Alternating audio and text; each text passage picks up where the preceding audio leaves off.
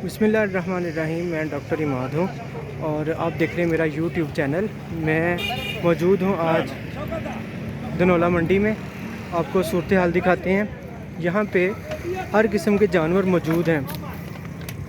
ये बकरों के शेड हैं, इस तरफ भी देख सकते हैं आप, ये बकरों के शेड हैं।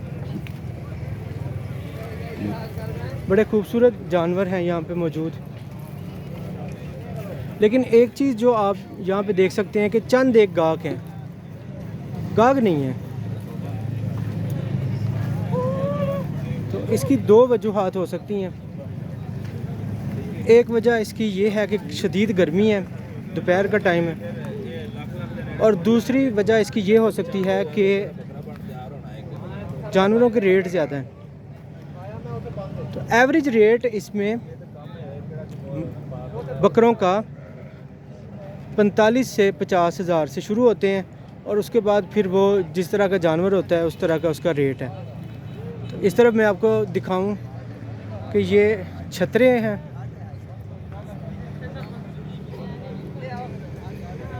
शदीद गर्मी की वजह से ये आप यहाँ पे देख सकते हैं कि ये जानवर कितना ज़्यादा हाँफ रहा है।